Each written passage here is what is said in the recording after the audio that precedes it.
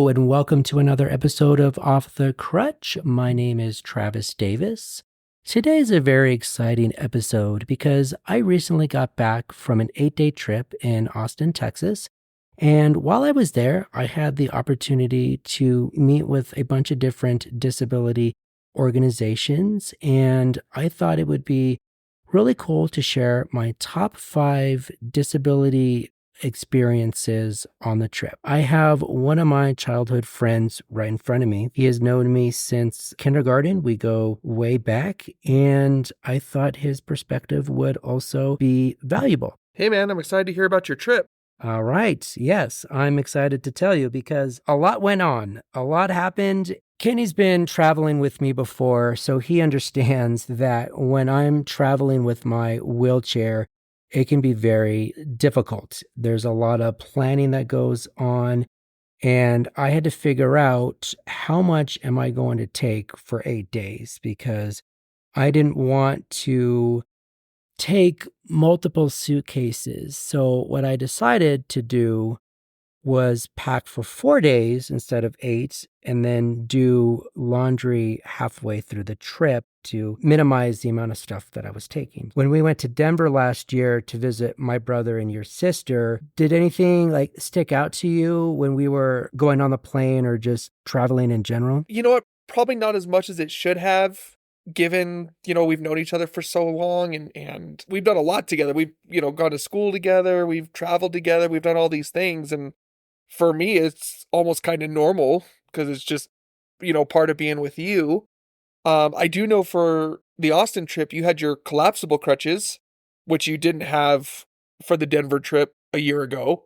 So I got to imagine that made a difference for you. That is correct, yes. So I had purchased the collapsible crutches to stick into my duffel bag because the crutches that I do use on a daily basis are solid titanium, and it's like another thing that I have to take and worry about with my backpack and duffel bag. So yeah, the collapsible crutches were something that came in handy, and I was able to stick into my backpack, and off we went. So when I got to the hotel, I noticed right away that it was very easy and manageable. I stayed downtown on Rainy Street. The places that you and I have been together, and I'll just use Denver as an example, there's not a lot of accessible sidewalks. But when we were in Denver, I don't know if I was using my wheelchair a bunch. I think I was just walking on the sidewalks. Yeah, you were just walking, but it was a lot of, with the parking differential, say in like a big city like Denver or Austin compared to Albuquerque, like we'd have to park at like a parking meter or something, right? And I remember when we were in Denver, we'd leave a place and I'd be like, hey, I'll go get the car. I'll be right back. Because it was like down the road. You remember that? Yeah. And so I'd go get the car and come back and pick you up closer to whatever we were doing just because you didn't have your wheelchair. Obviously, with you being in Austin by yourself, that wasn't an option for you. No, it was not. I was able to get in and out of Ubers pretty well. And what I noticed right away was when I was using my wheelchair, the Uber drivers were always great to help put my wheelchair in the back. Some even wanted to do it for me, but I have a system that I use to get my wheelchair in and out of the car. So I do appreciate when people help me, well, like Uber drivers, but sometimes I'm like, no, we got to put it in this way and this and that. And I really appreciated everybody's, all the Uber drivers' help. When I think about disability, there are 4 pillars that come to mind: employment, housing, policy, and advocacy. I had the chance to connect with 4 different organizations that deal with those specific issues, which I thought was really cool. The first one was called Peak Performers. Peak Performers is a disability staffing agency that actively bridges the gap between job seekers with disabilities and meaningful work. They have positions from administrative to executive, and I had a good lunch conversation with Miles, who's a disability inclusion partner with Peak Performers. He understands the difficulty and challenges that come with having a disability in the workplace, which allows him to do his job quite well. Coincidentally, they have started to expand in New Mexico, which would bring more opportunities to the disability community. After lunch, we went over to check out the office, and I was just taken back by the level of professionalism and dedication that I saw from the employees. It's a two-story building, and something is going on at every inch of that space. And I think they have a great organization and they're doing big things, and Austin is really lucky to have them. The second organization that I saw was called the Marbridge Foundation. It's a nonprofit residential community that offers transitional and lifetime care to adults with a wide range of cognitive disabilities and provides them opportunities to learn, experience, and achieve a whole new life. It started in 1953 by Ed and Marge Bridges in an effort to create safe residential care for their son Jim and other adults with cognitive disabilities.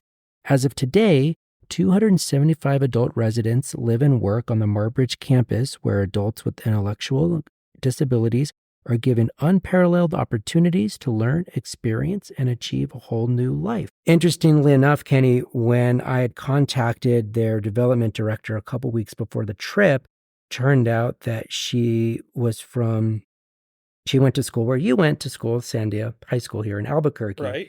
So it was just neat to then connect with somebody who lived in Albuquerque, and she drove me around the facility, and I was able to check out some of the residents' dorms. These are top-notch places to live.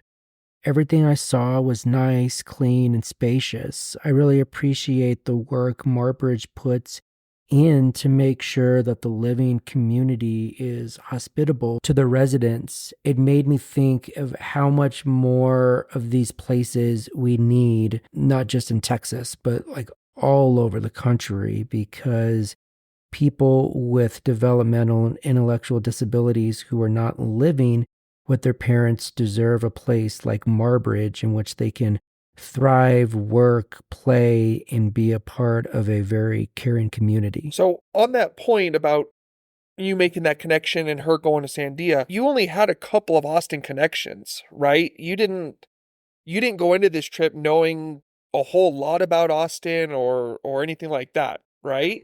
That is correct. I didn't have as many Austin connections, and it just turned out that she had grown up in Albuquerque, and then the next organization that I went to was called the Arc of Capital Area.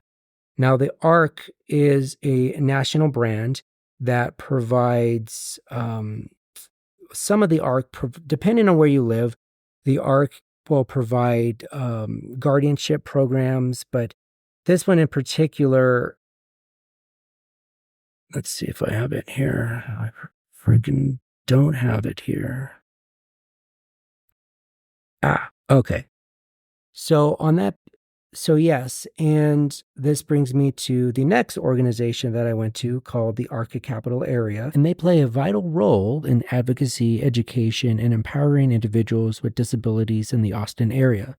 The ARC is a global brand, and depending on where you live, they may provide different kinds of services.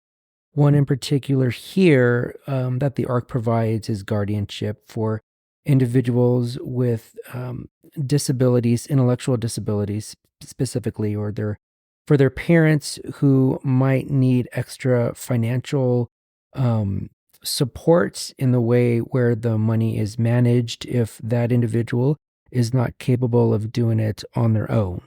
But this one provides art and education, pet therapy, supportive employment, and independent living, to name a few. When I reached out to the Arc of Capital Area, I connected with their chief development officer, Annie, who, through our conversation, told me that she used to live in Santa Fe. So right off the bat, there was two different people who had a New Mexico connection. So that definitely made things a lot easier to have those types of conversations. And then I got to sit in on a training that the ARC of Texas was doing. And I got to hear how long it takes for bills to pass, because the legislative session only happens on odd years. So it's coming up next year. But I heard that it takes about 3 sessions, so 6 years, for something to actually get passed. So when we talk about all the bills that get put up in the legislature, only a fraction of those are presented related to disability. And then of those that are related to disability, how many of those are actually going to get passed? Like probably very minimal on the first try. So you have to keep doing it over and over again. And then for that to actually make some positive change, it's going to be a while. So I learned, just like New Mexico, Texas has challenges as well. From there, I met with the Texas Coalition on Disability, the oldest and largest advocacy group in Texas. Shout out to Chase, their executive director, for making time for me. In their office, they have a big poster labeled Disabilities Throughout History. I found it really interesting to see all the different time periods and attitudes throughout history in regards to disability, which, I hadn't seen before, but it included how people in BCE viewed disability, the early depictions of wheelchairs, canes, crutches, and all the history of the disability rights movement. I shared with Chase and his colleagues my experience with the city's ADA Advisory Council here and its impact on disability rights at the local level. My takeaway was similar to that of the ARC. Texas, like New Mexico, can do a better job at providing better services to the disability community, but it ultimately starts at the legislative level. Their organization is very hands-on with crafting bills that provide a better quality of life and more accessible for disabled Texans. It reinforced how essential this kind of work is in creating long-term impact. And I think it's difficult no matter where you live having a disability because there's always going to be roadblocks and difficulties. But organizations like these four provide really solid support to making sure that Texans with disabilities are cared for and provided a chance to live a great quality of life. So lastly, I had the opportunity to meet one of my podcast guests for the first time. Back in March, I had interviewed Rain Clarkson. We had a very great conversation on disability, resilience, and other things. The conversation lasted over 2 hours, but I edited it down to about 30 minutes. And in a way, our conversation was an extension of the interview because I talked to her about some of the challenges I faced traveling and what I learned about the disability community in Texas. The second time that I saw her, she interviewed me for her Stranger Journey project on Instagram called Rain Chats. I encourage you all to check that out. But one of the things that I shared with her was how the average person doesn't think about their mortality. And with everything that I've been through, I try to live every day to the fullest. Rain is a very creative and inquisitive person. I appreciate her level of understanding about the disability community because it made our conversations that much more enriching. I was reminded by something that my childhood friend Katie said to me earlier in the day. She said that I was always so fearless when we were in elementary and middle school. Now, Kenny, you and I had also gone to school with Katie. And just wondering what she had said to me, is that something that you also remember as well? The biggest thing I remember is, for those that don't know, Travis, I, Katie, we went to a private elementary and middle school. And so the class sizes and the school as a whole was very small. We maybe had 50 or 60 kids in our entire grade split up amongst two classrooms. And as a result, you had a lot of interaction with everybody. And especially at that young age, somebody with a disability, I think, stood out even more than maybe normally would have. But it was the norm for us because again, from day one, you were there and using your crutches. And even at that young age, I can remember you using your crutches to get around the school, but it never slowed you down. I'd be curious to know kind of like if I saw it as an adult, how it'd be different as far as seeing it as a kid.